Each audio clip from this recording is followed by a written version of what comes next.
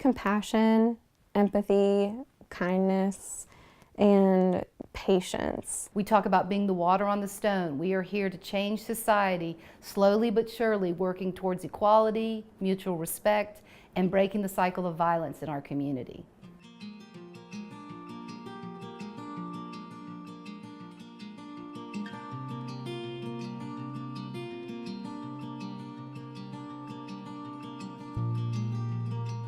The nonprofit organization Oasis, located in Boone, North Carolina, serves survivors of domestic and sexual violence in the local community. In April of 1978, a group of community members held their first meeting, and I actually have the minutes from that first meeting on a yellow legal pad. And it was about 25 different community members who were recognizing a need for a crisis intervention response team in our community. Today, that response team has grown into what Oasis is now. Over the years, Oasis has expanded on the services they now offer to survivors of sexual and domestic violence. So we have emergency shelter for people fleeing intimate partner violence. If somebody needs shelter, usually what that means is that they are fleeing a domestic violence situation, and that can be men or women. Sometimes they can't stay home for fear of their safety. Our emergency shelter is used as a last resort facility when someone otherwise doesn't have anywhere safe to go. So we provide that shelter, and we provide it for Spanish speakers too. And usually at the shelter, people do case management. So that's helping them towards getting back on their feet. We have our 24-hour crisis line. We do legal and medical advocacy, which means when people are going through that system, we accompany them.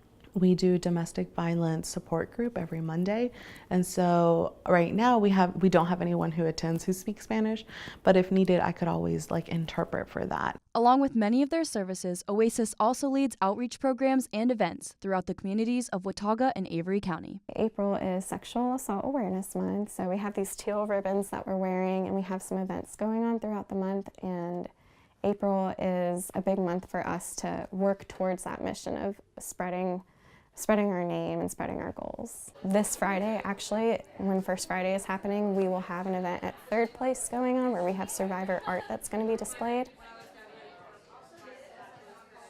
So this is the first Friday of April, and April is Sexual Assault Awareness Month. And so that means that for the whole month we're going to be raising awareness about sexual assault and the fact that it happens and how it happens and why it happens and who it happens to. And so this is just the first event of many installments for this entire month for us. And so for this specifically, what we have are some art pieces from survivors of sexual assault or intimate partner violence. So we put out a call on Facebook saying, we're looking for pieces for this exhibit. If you're a survivor and you want to share your experience with us, please bring it by. And so this is what we got from that. So we're really, really excited to share those stories with people of Boone and people of App State who come by. And this is just an awesome way to raise awareness for us. So we've got some swag materials or promotional materials from us, and then we've got some art back here, and then over here we have some opportunities for people to make what we call artist trading cards. I'm just really enjoying all of the different people that we've been seeing. It seems to be no set demographic of people who have come in, and there are people who come in and they're like, oh no, I have no idea what Oasis is, and that's a really exciting opportunity for us to say, well, this is what we do, and this is why we're having this event. So I'm just loving that good mixture of people who are coming in and joining us, people who know about us and are bringing their friends.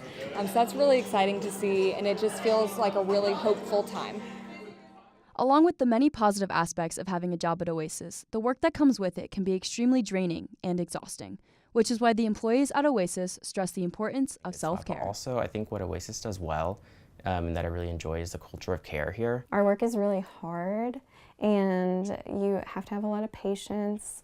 You have to be able to also put your work aside when you go home, which is really hard. I think a lot of us struggle with that. It's hard work, and you get burned out sometimes, and we check in with each other every morning, and we process things immediately after they happen. We always staff, and anyone is always willing to just jump in with a client with you and help you out. And I think that culture of not just care, but self-care is really important, and I think really something that I have really benefited from and enjoyed here at Oasis. If you can do that, then you're a really good advocate. Being a male, how do you think your role in this line of work differs from like the role of women in this field?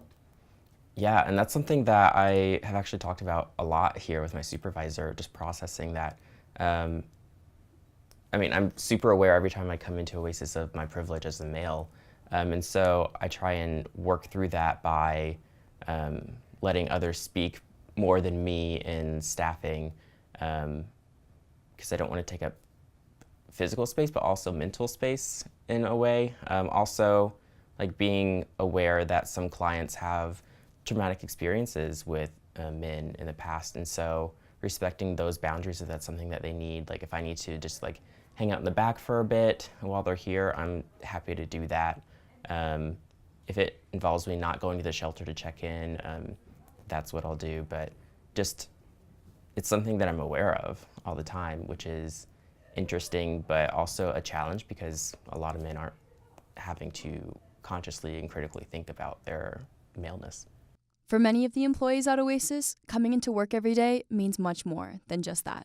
This was just something that I was passionate about, and I wanted to be actively involved in primary prevention work instead of just being on the sidelines and watching this happen to people that I love and care about. My mother is a survivor of domestic violence, and I'm a survivor of sexual violence. So my freshman year of college, I was assaulted by someone who was my mentor, and he was a really big part of the community. He was someone that I trusted a lot. We shared like marginalized identities. We like both came from like a marginalized like racial background, and so I really thought this was somebody I could trust. And then he violated my trust in the worst way possible. I saw a mental health provider. I got involved in my community. I helped plan one of the first Take Back the Nights at ASU's campus, and I also spoke at that, and that really like helped me feel empowered and feel in control of my story. I don't talk much about what happened and who it was because that's hard. It's raw. It's something really personal. Although I did it like at Take Back the Night, I loved it. It was a great, awesome experience. But it's something really personal, and I try to talk about it in a way that brings hope and not in a way that like brings back like these bad memories for me or for other people.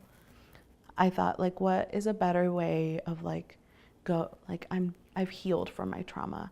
I can't imagine like a better way to continue this process than helping others heal from their trauma. And it's an amazing opportunity to make a career out of my activism, which is what I've always wanted to do. So I decided to apply and work here. My favorite part, that would be seeing clients grow and making choices that are empowering for them. I think it's the people, all the people from the clients. I enjoy working with the clients, their kids. I really love my coworkers, to see people who are dedicated to this work, and then just the community in general. When sometimes I tell folks where I work, someone will say, "Oh, you helped my friend." I've come to find that the most rewarding parts of my job come from being at the shelter, working directly with our families there, and just being that support when people need it. And you really develop a different kind of relationship with people when you're providing case management in your pajamas sometimes, or you're living beside these people. So I appreciate that a lot. I just feel good coming into work. I feel like I'm completing my like personal mission, my personal life's mission. So it's been really good for like me personally. And I know that's like a little selfish, but that's okay, I think, because it's so hard to make a difference in something so big. So when you actually like can see it, it's great. It's empowering for me as a Latinx woman, and it's empowering for me as a survivor of sexual violence. I think, and I like to hope, that the future will be safer Oasis is working really hard to, again, reduce bias in some of our communities that are underrepresented. We have worked so hard in making Oasis accessible for Spanish speakers ever since I got in this position. Our work is relevant to everyone in every field, and so trying to get people to be aware that we are an important resource for them no matter what they're doing. We are just working to keep putting our name out there and to make sure that people know that those resources are available. The more we can get the word out about the services that are available, what Oasis needs from our community for support, how we're all in this together, holding hands, making our society a better place, that's awesome.